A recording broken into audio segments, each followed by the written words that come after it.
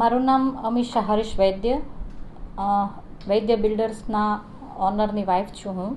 અને હું અમારી વૈદ્ય બિલ્ડર્સ કંપનીના જે બાંધકામને લગત, કન્સ્ટ્રક્શનને લગત અને પ્રોજેક્ટને લગત જે વર્ક છે એનું કન્સલ્ટિંગ વર્ક કરું છું પોતે મારા હસબન્ડ સાથે. હા, એ વાત હું તમને કરું તો એવી રીતે હતું કે અમારા એક જો દૂરના રિલેટિવ અને મારા હસબન્ડના ફ્રેન્ડ એટલે મારા કાકાજી સસરા થાય છે, એમને એક ચુડાસમા પ્લોટમાં 100 વારમાં મકાન બનાવતા હતા. તો એ સમય દરમિયાનની બાજુમાં ભારત હેડલાઇન જે અમિતભાઈ ઠક્કર છે એ ફોટા પાડી અને ત્યાંથી ફરિયાદ એણે કોર્પોરેશનમાં દાખલ કરી.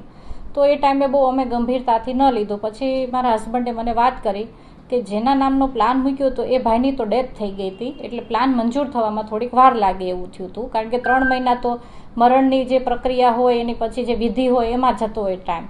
તો એ ભાઈને એ સમયનો લાભ લઈ અને બાંધકામમાં ફરિયાદ નાખી, ટીપીમાં બાંધકામ અટકાવી અને બ્લેકમેલિંગ કરવાનું ચાલુ કર્યું. તો મને મારા હસબન્ડે વાત કરી, તો મેં લઈને પછી આ વાત પોલીસમાં એમાં ફરિયાદ કરવા નક્કી કર્યું. હું પહેલાં એમને મળવા ગઈ હતી અમિતભાઈ ઠક્કરને કે ભાઈ તમે આ ફરિયાદ પાછી લઈ લ્યો, કે ભાઈ આ નાના માણસો છે, તમે એને હેરાન ન કરો. તો એમણે ઈશારાથી આવી રીતે 5 આંગળી દબાવીને મને રકમની માંગણી કરી.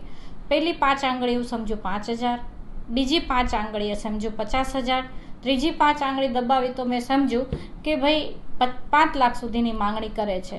તો મને એવું લાગ્યું કે 5 લાખ રૂપિયા 4 ફોટોગ્રાફ્સના કોણ આપે, અને 5 લાખ રકમ નાની નથી. તો એમણે એમ કીધું, ધમકાવાની વાત, સીધી ભાષા બદલાઈ ગઈ એમણે, કે હું આ બાંધકામ પૂરું નહીં થવા દઉં અને હું એને ડિમોલેશન કરાવીશ.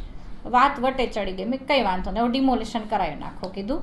અમારે કીધું અમે અમારી રીતે કરી લઈશું, કારણ કે 100 વારના પ્લોટમાં રેસિડન્ટ મકાનમાં ઘણી વખત પૂરો પ્લાન પ્રમાણે બાંધકામ ન પણ મળતું હોય, પણ એની માટે સરકાર ઇમ્પેક્ટ કાઢે છે.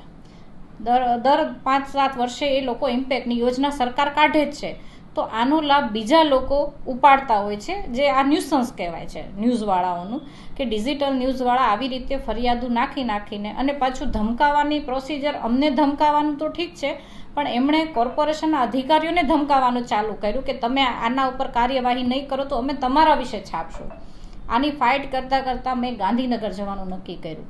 મેં કીધું ચલો એક વખત ભાઈને વાત કરીએ. મેં હર્ષભાઈને મળવાનું, અને જોગાનું જોગ હર્ષભાઈ મળી ગયા મને. હું ને મારી ડોટર બંને સાથે ગયા હતા. તો એમણે અમને કીધું કે તમે અમને આખી ફરિયાદ લેખિતમાં આપો. તો મેં એમને ઘરેથી મેલ કરી દીધો. આ વાત 10-11 મહિના પહેલાંની હતી. મેં કીધું થાય તો ઠીક છે, નહીંતર ભગવાનની ઈચ્છા પાછું ફાઇટ કરશું. પણ મેં ફરિયાદ નાખી અને પછી ધીમે ધીમે ત્યાંથી ભાઈએ કેવી રીતે એક્ટિવ કર્યું, શું કર્યું, ગંભીરતાથી એમણે હર્ષભાઈ આ વાતને લીધી અને એમણે એમના ડિપાર્ટમેન્ટમાં જે કાંઈ એમની ટીમ હતી એ ટીમ વર્કને તરત જ એણે એક્ટિવ કરી નાખ્યું.